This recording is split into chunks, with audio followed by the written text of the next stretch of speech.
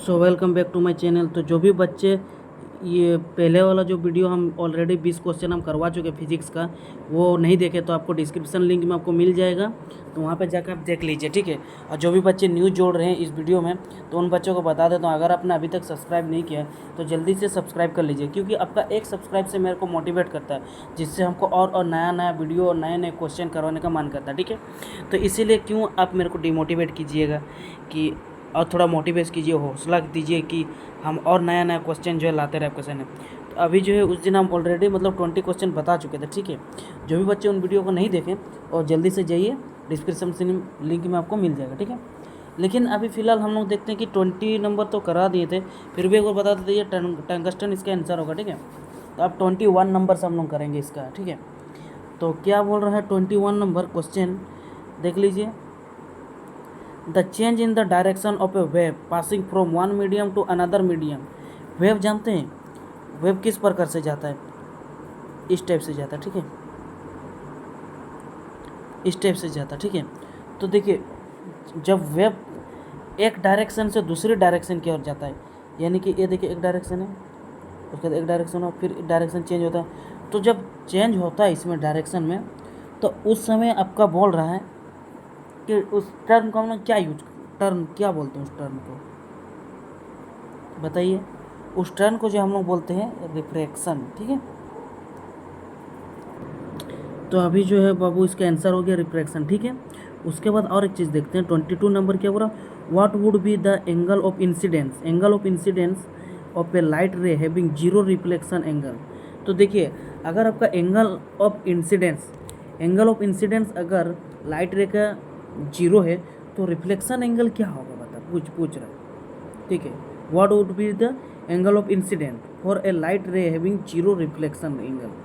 Reflection angle उसका zero है, तो हम लोगों का एंगल ऑफ इंसिडेंस क्या होगा। सॉरी, थोड़ा सा मिस्टेक हो जा रहा बाबू, क्योंकि होती है सबसे मिस्टेक, हमसे भी हो गई, कोई बात नहीं। जो इसका देखिए, अगर आपको मालूम होगा कि angle I equal to angle R, ये आप पढ़े होंगे, क्लास 10 में भी पढ़े होंगे, ठीक है। आपको पता होगा एंगल ऑफ इंसिडेंस जितना होगा एंगल ऑफ रिफ्लेक्शन भी उतना होगा। तो यहाँ पर हम लोगों का एंगल ऑफ रिफ्लेक्शन जीरो है ना, तो एंगल ऑफ इंसिडेंस क्या होगा, इसका भी जीरो होगा। तो उस हिसाब से देखें तो यहाँ भी 0 डिग्री हो जाएगा, ठीक है। ऑप्शन नंबर ए हो जाएगा, ठीक है। उसके बाद क्या बोल रहे हैं 23 number, a full length of A image of A distance tall building can be seen using. देखिए, हम लोग इसमें बोल रहे हैं कि एक लंबी सी बिल्डिंग है, ठीक है। मान लीजिए ये बिल्डिंग है, ठीक है। अब वो जो है हम लोग उसको देखने के लिए हम लोग किस मिरर को जो है यूज़ करेंगे, ठीक है, पूरा लंबाई देखने के लिए, इसको हम लोग देखने के लिए किस मिरर की यूज करेंगे बाबू। अब सभी को पता है प्लेन मिरर में जो इमेज है सही दिखेगा, ठीक है। कॉनकेव में क्या होगा, बड़ा दिखेगा, लेकिन वही कॉन्वेक्स यूज करेंगे तो उसमें छोटा आ जाएगा। छोटा होने से क्या होगा बाबू, पूरा बिल्डिंग हम लोगों को दिखाई देगी। तो इसीलिए हम लोगों को छोटा किस में दिखाई देते, कॉन्वेक्स मिरर में, ठीक है। तो इसीलिए हम लोग कॉन्वेक्स मिरर का यूज करेंगे। ऑप्शन नंबर हाँ ए, कॉन्वेक्स मिरर। क्योंकि देखिए,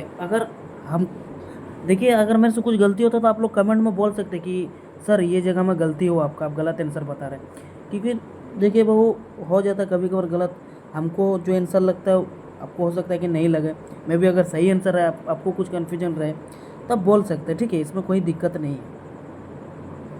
चलिए नेक्स्ट क्वेश्चन पे चलते हैं।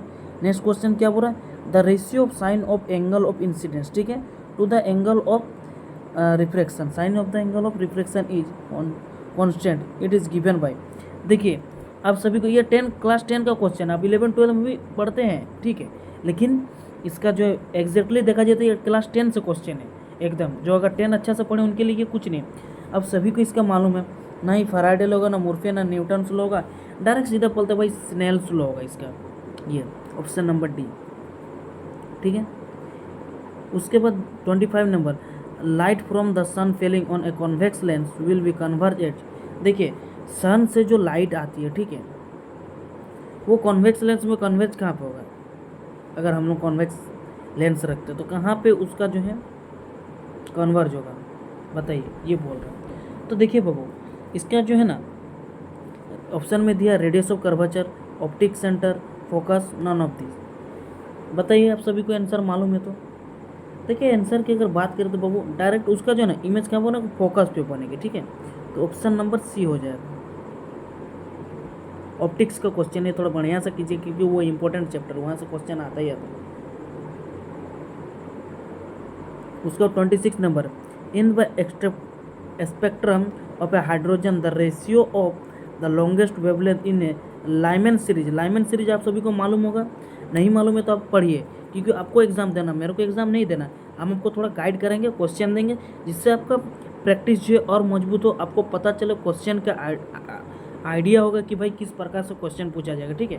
तो इसीलिए मेरा ये कराने का टारगेट यही है कि भाई आप लोगों को पता चले कि थोड़ा देखिए इससे पहले देखिए 10 का क्वेश्चन पूछ दे रहा है, कभी 11 12 का, तो इससे आपको पता चलेगा, एक आइडिया होगा कि भाई इस टाइप से क्वेश्चन पूछ रहा है। तो इसीलिए आप लोग अगर नहीं किए हैं तो अभी तक वहाँ जाकर देख लीजिए, ठीक है। उसके बाद series to the longest wavelength in the Balmer series क्या होगा? Longest series wavelength, longest wavelength in the Balmer series कौन सा सीरीज बताइए। देखिए बाबू जब हम लोग पढ़े थे तो हम लोगों को पता था, लेकिन आपको भी पता होगा ये अगर आप पढ़ें इसका आंसर जो 5/27 ये हो जाएगा, ठीक है। उसके बाद क्या बोल रहा 27 number, the longest energy level of a hydrogen atom the electron has the angular momentum. देखिए the longest energy level hydrogen atom का, ठीक है, और उसका इलेक्ट्रॉन का एंगुलर मोमेंटम क्या होगा बताइए। इलेक्ट्रॉन का एंगुलर मोमेंटम, तो इलेक्ट्रॉन का अगर एंगुलर मोमेंटम की बात करें तो इसका आंसर जो आपका होगा, आप सभी को मालूम है भाई 2 पाई, ये आंसर हो जाएगा, ठीक है। सीधा सीधे ये सब आंसर, कुछ इसमें माथा नहीं लगाना, मतलब ब्रेन का यूज करना, लेकिन उतना डीप में यूज करने का ज़रूरत नहीं है, ठीक है। ये बच्चा वाला क्वेश्चन है, ठीक है। उसका 28 number, which of the following particle do not exit in A you क्या होता है यूरेनियम, ठीक है। तो 23 इसको थोड़ा रब कर लेते हैं। यूरेनियम का 238 दिया न्यूक्लियस, ठीक है। ये एटम है न्यूक्लियस, और लास्ट चैप्टर से जो है ना वहीं से ये सब पूछा गया। इस टाइप का एक क्वेश्चन आएगा, ये श्योर है बाबू। इसको जब आप लोग बनाएंगे ना तो इसका आंसर जो है आप सभी को मालूम होगा, क्या लगता है क्या होगा। इसको जब आप सॉल्व करेंगे तो 92 इलेक्ट्रॉन 92 प्रोटॉन, इसमें न्यूक्लियस, अच्छा न्यूक्लियस का do not exit particle nucleus में, तो इसका हो जाएगा ये देखिए 92 इलेक्ट्रॉन, ये हो जाएगा 28 नंबर का, ठीक है, ऑप्शन नंबर बी। उसके बाद 29 नंबर का पूरा, which impurity is doped in SI, SI माना सिलिकॉन, ठीक है, to form N type semiconductor. Silicon जो है ना वो आपका एन टाइप सेमीकंडक्टर में इम्प्योरिटी, विच इम्प्योरिटी क्या है, किसका मिलावट रहता है, ठीक है, एन टाइप सेमीकंडक्टर बनाने में, ये पूछ रहा है। तो इसका अगर आंसर होगा बाबू AS किस चीज़ का होता है ये आप लोग कमेंट में बताइए, ठीक है, ये कौन सा एलिमेंट है। उसके बाद ये देखिए एक फिगर आ गया, the output Y when all 3 input are first high and then low respectively B। देखिए ये डायग्राम दिया आपका, इसको देख करके बता दें, इसका आंसर हो जाएगा ये देखिए 0 1, ये हो जाएगा, ठीक है। उसके बाद 31 नंबर पूरा, concave lens produce, concave lens क्या प्रोड्यूस करता है, only virtual image, only erect image, only inverted image, और virtual erect and diminished image, बताइए इसका आंसर क्या होगा। ये तो एकदम 10th का क्वेश्चन है भाई, ये तो आप सक ही जाएगा, इतना पता मेरे को। आंसर हो जाएगा बाबू 31 का, ये देखिए तीनों, वर्चुअल इरेक्ट डिमिनिश्ड इमेज, ये ऑप्शन नंबर डी। उसका 32 नंबर क्या बोल रहा है, the change in focal length of the human eye is cause due to the, देखो ह्यूमन आई का जो फोकल लेंथ कब चेंज होता है, ciliary muscles, iris, cornea, pupil, किस वजह से फोकल लेंथ, ये बोल रहा है सिलेरी मसल्स की वजह से, क्योंकि वो उसको सिलेरी मसल जो यहाँ पर होता है ना, आई जब बनाएंगे आप इसमें जो सिलेरी मसल्स लेंस को जो पकड़ कर रखता है, ये आपका मतलब कंप्रेस होता है एक बार, इसको कंप्रेस होता है एक बार, और कभी खिंचा जाता है, उसको क्या बोलते हैं, आ नहीं रहा अभी, काफ़ी रात हो गया, माइंड थोड़ा सोने वाला मूड में, ठीक है, पिनियल ग्लैंड काम कर रहा है, तो लेकिन कोई नहीं, इसका आंसर जो है सिलेरी मसल से, ठीक है, आप सभी को मालूम होगा। उसको तो the crystalline lens of eye at old age become milky and cloudy, this condition is, ये तो भाई एकदम इजी। देखिए क्रिस्टलिन लेंस जो है ओल्ड एज में आई देखिएगा आप, उसका एकदम मिल्की और क्लाउडी दिखने लगता है, किस कंडीशन में, hypermetropia, myopia, cataract, presbyopia. 33 number cataract बाबू, वो देखिए ना, कैटरैक्ट ओल्ड एज में कैटरैक्ट हो जाता है, ठीक है, मोतियाबिंद जिसको बोलते हैं हम लोग हिंदी में। उसके बाद 34 number, in the rear view mirror of the vehicles what will be the magnification. Rear view मतलब समझ रहे,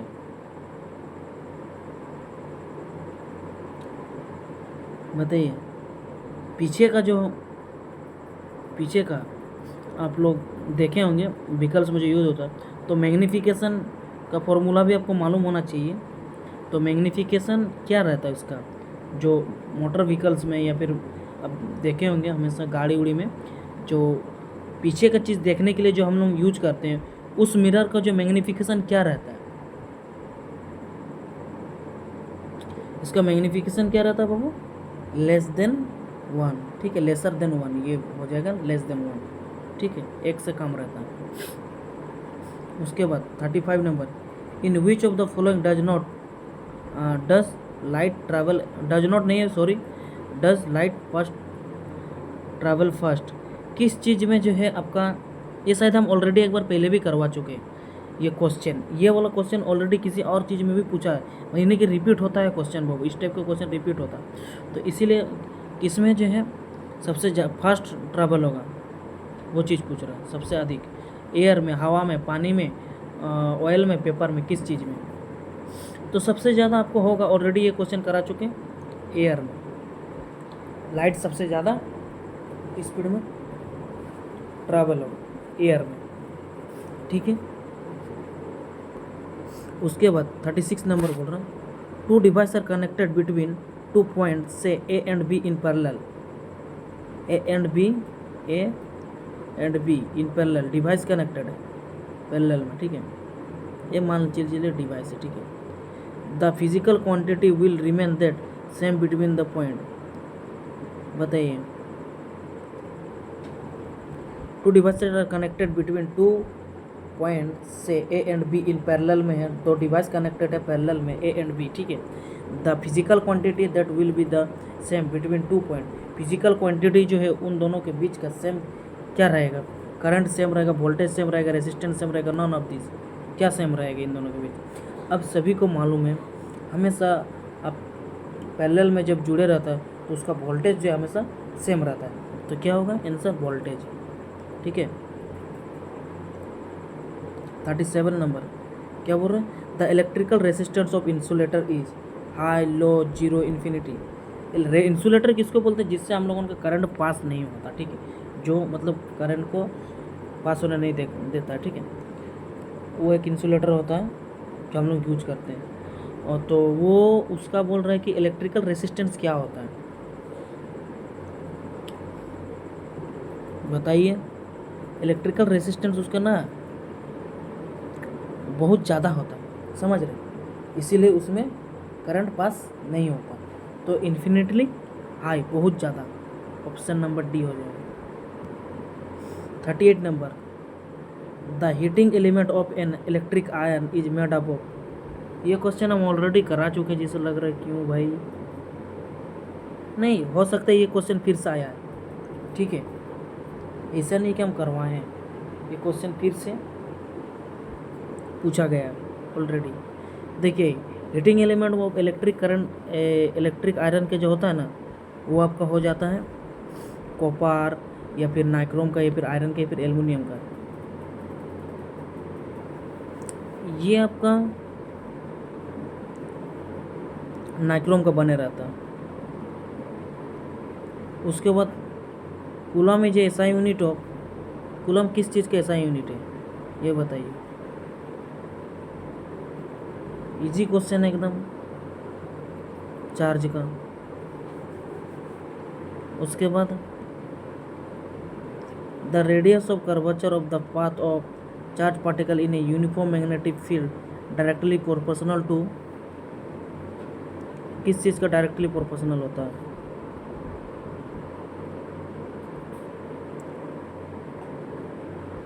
इसका बाबू आंसर हो जाएगा आपका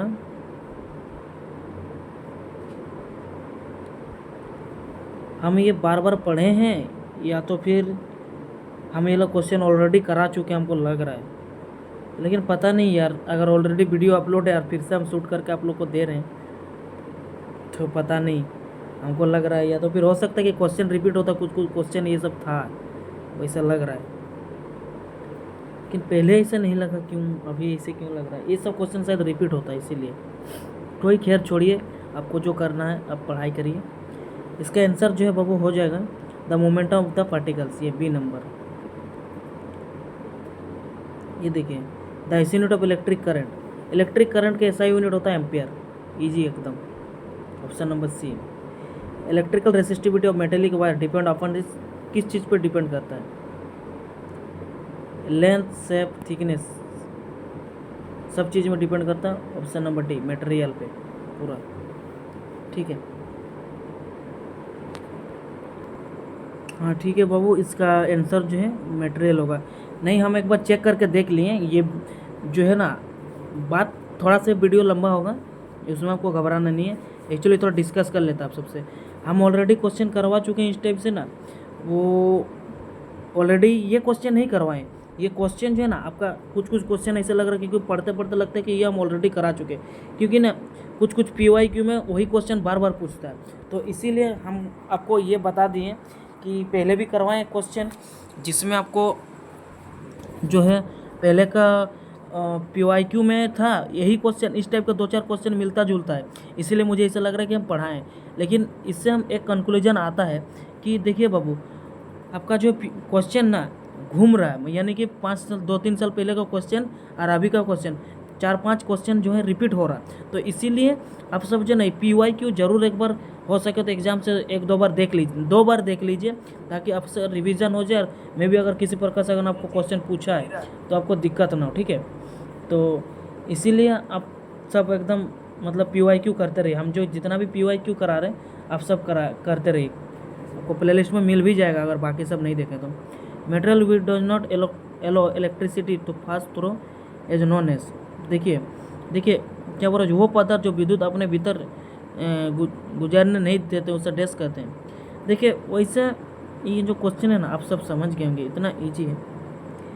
ऐसा मटेरियल यानी कि ऐसा पदार्थ जो है इलेक्ट्रिक को पास होने नहीं देता है, तो ऐसा कौन सा मटेरियल है। सेमीकंडक्टर भी देता है इलेक्ट्रिक पास, कंडक्टर भी देता है, मेटल्स भी देता है।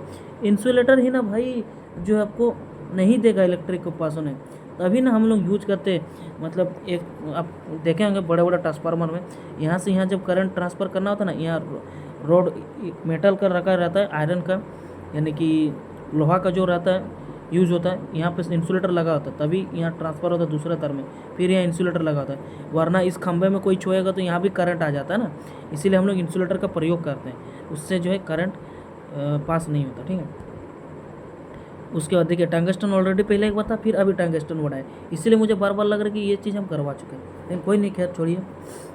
अभी क्या बोल रहा है, tungsten is a use in which of the following. देखिए टंगस्टन किस चीज़ में यूज होता है ये बोल रहा है। टंगस्टन जो है आप सभी को मालूम होगा, हम ऑलरेडी बता चुके हैं, यहाँ पे ये सब तो होगा नहीं। इलेक्ट्रिक बल्ब जो देखते हैं ना पुराने, ये अभी तो LED बल्ब आ गया, पुराने समय में ये जो बल्ब होता था ना इस टाइप से, इसमें जो है इस टाइप से देखिए स्प्रिंग टाइप का जो दिखता है आपको, स्प्रिंग टाइप का ये जो मटेरियल रहता ना ये टंगस्टन का बना होता। ठीक है, ये चीज़ आपको समझना है। तो आंसर हो जाएगा आपका इलेक्ट्रिक बल्ब। ठीक है, देखिए यहाँ पे क्या पूछा, टंगस्टन जो किस चीज़ में यूज होता है, बल्ब बनाने में यूज होता है। लेकिन आपको ये भी क्वेश्चन पूछ सकते हैं कि बल्ब के अंदर जो मटेरियल रहता है, ये मटेरियल स्प्रिंग वाला मटेरियल वो किस चीज़ से बना था, तभी आपको करना कि टंगस्टन। तो 2 क्वेश्चन इससे बनता है। इसी प्रकार से आपको खुद का मतलब माइंड को तेज करना कि हमको ये क्वेश्चन से जो कितना टाइप का क्वेश्चन पूछ सकता है। उसके बाद देखिए the SI unit of resistance. देखिए एसआई यूनिट ऑफ रेसिस्टेंस आप सबको मालूम होगा। एसआई यूनिट जो है आपका होता है, ये तो नहीं होगा बाबू, ओम्स ही होगा, आप सभी को मालूम होगा क्योंकि ओम्स लॉ बोलते हैं रेसिस्टेंस, ठीक है। ये देखिए ऑप्शन नंबर डी। उसके बाद biogas is known as, biogas को हम लोग किस नाम से जानते हैं? Fuel gas, ethane gas, gobar gas, plant gas. Biogas आप सभी जानते हैं एकदम लोकल लैंग्वेज या फिर किसी में भी। गोबर गैस हम लोग बोलते हैं क्योंकि गोबर गैस जो है इलेक्ट्रिक जनरेट करने में यूज़ होता था समय में। हम लोग ये वाला पहले बचपन में, हम लोग बचपन में तो नहीं बोलेंगे, जब हम लोग छोटे थे लगभग 2-3 क्लास में या फिर 5-6 में, तो याद नहीं है, बट हम किए थे ये गोबर गैस से जो इलेक्ट्रिक जो बल्ब जलाते थे, ठीक है। तो ये आंसर हो जाएगा ये गोबर गैस। उसमें हम लोग टग यूज करते हैं, काव यानी कि गाय का जो गोबर होता है, ठीक है। The radius of curvature of spherical mirror is 40 centimetre. देखिए रेडियस ऑफ कर्वेचर दिया है R 40 centimetre. What its focal length. Focal length का क्या होता है आप सभी को मालूम होगा, फॉर्मूला आप सभी को मालूम होगा। देखिए फॉर्मूला जो होता है F equal to r/2। Are आपका कितना दिया 40/2 यानी कि 20, काटे तो कितना हुआ 2 तो नहीं होगा भाई। अच्छा रुकिए 1 मिनट बाबू, थोड़ा सा कहीं गलती हो रहा है। गलती इस बात से हो रहा ना बाबू, यहाँ पे जो है आपका फॉर्मूला था F equal to r/2। F equal to r/2 यानी कि आर आपका दिया 40/2। अच्छा ये हो जाएगा 20, तो आपका आंसर जो 20 है कहीं, हाँ ये हो जाएगा आंसर 20 सेंटीमीटर। थोड़ा सा मिस्टेक हो जा रहा है क्योंकि काफ़ी रात हो चुका, आप देख सकते हो, पता 11:30 हो गया रात में, अभी सोने का टाइम है, तो हम अभी थोड़ा क्लास का ये करवा रहे हैं। 48 number, name the type of mirror is use in A solar furnace. देखिए किस टाइप का मिरर जो है यूज होता है। अब देखे होंगे सोलार में, जो सोलार देखे होंगे आप ब्लू, तो उसमें सोलार का जो लाइट आता है उससे हम लोग करंट जनरेट करने के लिए यूज करते हैं उसको। तो उसमें कौन सा जो है हम लोगों का मिरर लगे रहता है उसमें, तो ये जो है एकदम आप सभी को एकदम पता होगा, इसमें ना ही ये सब यूज होता, कुछ सिलेंड्रिकल मिरर यूज होता, ठीक है। उसके बाद how much is given to each coulomb of charge passing through a 6 volt battery. कितना एनर्जी जो है हम लोग कूलम ऑफ चार्ज हम लोग पासिंग थ्रो करेंगे 6 वोल्ट का बैटरी के लिए, ये बताइए।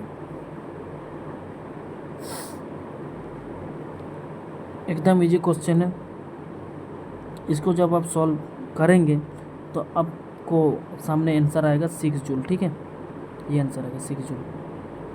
उसके बाद ये लास्ट क्वेश्चन है, जो भी बच्चे को कुछ भी अगर डाउट है तो कमेंट करके बताइए, और जो भी बच्चा अभी तक लाइक नहीं किए जल्दी से लाइक कर दीजिए वीडियो को, और सब्सक्राइब जरूर कीजिएगा भाई प्लीज़। देखिए 50 नंबर है, which of the following does not represent electric power in a circuit.